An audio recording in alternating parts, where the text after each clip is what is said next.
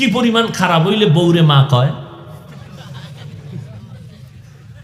আরো কইতাম, এটা অন্য বক্তাদের জোবানে বলে আমার লজ্জা লাগে যে মদ খাইয়া কি করে, ছাত্র জীবনে দেখছি।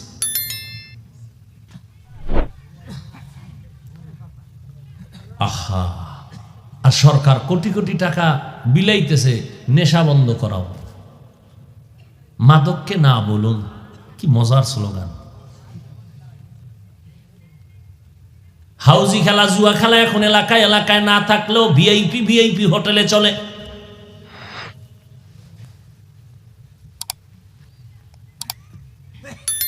আমরা তো মদ খাই না, তো কি ফাঁকে ফাঁকে বিড়ি মিড়ি টান দেই। এই ছোট থেকেই তোমার রাস্তা শুরু হচ্ছে, আস্তে আস্তে অপরাধের চূড়ান্ত সীমানায় তুমি যাবে। আল্লাহ হেদায়েত দান করুন। কারণ আপনারা তো আল্লাহ মানেন না, আপনারা রসুল মানেন না। আপনারা মানলে হুজুরদের বিরুদ্ধে লাগতেন না, আলেমের বিরুদ্ধে লাগতেন না।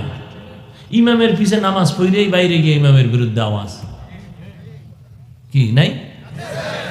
আল্লাহ হেদায়েত দান করুন। তাহলে নবীর অনুসরণ কেমনে কয়? আমি মুহাম্মদের একদল বন্ধু আছে উলামায়ে আহলে হক, তাদের অনুসরণ করো। উলামায়ে আহলে হকের পোশাক মদিনার পোশাক, উলামায়ে আহলে হকের আদর্শ মদিনার আদর্শ। তবে উলামায়ে আহলে বাতিল না, এদিকে খেয়াল রাখবেন, বাতিল না। বর্তমান দুনিয়াতে আহলে হকের তুলনায় আলেমদের নামে ব্যানারে বাতিল বেশি। হ্যাঁ, এক মাওলানা সাহেব বলে কোরআন শরীফে জাল, বলে কেমন কয় হাদিসের থেকেও বেশি জাল। হ্যাঁ, একটু চিন্তা করো, তোমার হুজুরে কইলে তো চিৎকার দেওয়া যাবে না, তোমার মোহব্বতের হুজুর। কোন বেঈমান, কোন আওয়ামী লীগ বিএনপি বলে নাই কোরআনে জাল, বলেছে এক মাওলানা নামের ভণ্ড। ও যুবক ভাইরা, বলো তো, আল্লাহর কোরআনের মধ্যে যদি সন্দেহ ঢুকিয়েই যায়, তার ইসলাম কই, আল্লাহ কই, দিন কই, আমরা কই? কিচ্ছু নেই। জামা কাপড় মসজিদ সব ভেঙ্গে চুরমার করে দাও, কোরআন নাই, আল্লাহ নেই।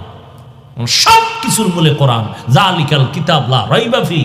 ১৫০০ বছর পর্যন্ত অপচেষ্টা বেঈমানেরা কম করেনি, একটা ভুল আজ পর্যন্ত বের করতে পারে নাই, বরং বহু বেঈমান কালেমা পড়েছে। আর আজকে মাওলানা হইয়া সোনার বাংলায় মুসলমানের বুকের উপরে পাও রেখে বলে কোরআন শরীফে জাল আছে। বলে হযরত কেমন জাল? হাদিসের থেকে বেশি। হ্যাঁ, নাউজুবিল্লাহ একটু পরে কইও, তোমার হুজুরি হইলে তো একটু বেদবি হইব। নাউজুবিল্লাহ বললে তোমার ওস্তাদ ইমাম সাহেব অথবা তোমার বাবা। যুবকেরা খেয়াল করো, তুমি পিছনে মুক্তাদি, তোমার আব্বা যদি কেরাত ভুল করে তুমি তো কোনো লোকমা দিবা না, ঠিক না? কেন বেদবি হবে না? আমার হুজুর, আমার আব্বা, আমার ওস্তাদ, এরে লোকমা দিলে বেদবি হবে। এই পাকনামি কইরা যদি লোকমা না দাও, নামাজ তোমার দাও শেষ, বাবার দাও শেষ, হুজুরের দাও শেষ। এখানে কি লোকমা না দেওয়া আদব না দেওয়া আদব? কি বুঝাও আমাদেরকে? ইয়া আইয়ুহাল্লাযীনা আমানুত্তাকুল্লাহ ওয়া কুলু কাওলান সাদীদা। উলামায়ে কেরামের অনুসরণ করে দুইটা আদেশ মানো। প্রথম, আল্লাহকে ভয় করো। দ্বিতীয়, জবানটাকে হেফাজত করো। জবান হেফাজত কেমনে করবা? জবানটারে হেফাজতের কথা কেন বললেন? হাত, পা, কান, চোখ বলে নাই কেন? হাত যদি উল্টা পাল্টা করে এটা রশি দিয়ে বাঁধা ফেলা, কন্ট্রোল। পায়ে যদি উল্টা পাল্টা করে পায়ে বাঁধা ফেলো। চোর ঢুকছে বাড়ির মধ্যে, চোর ঢুকেনি, এইটারে ধৈরা মালিকে পাও দুইটারে বাঁধা খুঁটির লগে। চোর আর কি বাঁধছে? দুই ভাও বাঁধা খুঁটির সাথে গেছে থানায়। স্যার তাড়াতাড়ি আসেন, চোর ধরছি। কই চোর? বাড়িত। কোথায়? পায়ের মধ্যে রশি দিয়া বাইন্দা খুঁড়ির সাথে পুরা আউলে রাখছে। হাত বাঁধছো নি? কয় না। তুমি হাত বাঁধো নাই, তুমি আর এই বুঝটা নাই যে পাও বাঁধলে এরপরে চোরাই খুলতে পারবে, হাত বাঁধবা না।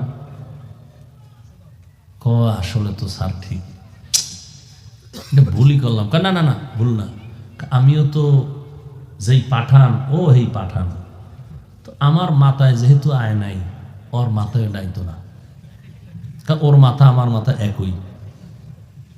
ওর মাথায় এটা আসবে না যে হাত দিয়ে পাও খোলা লাগবে।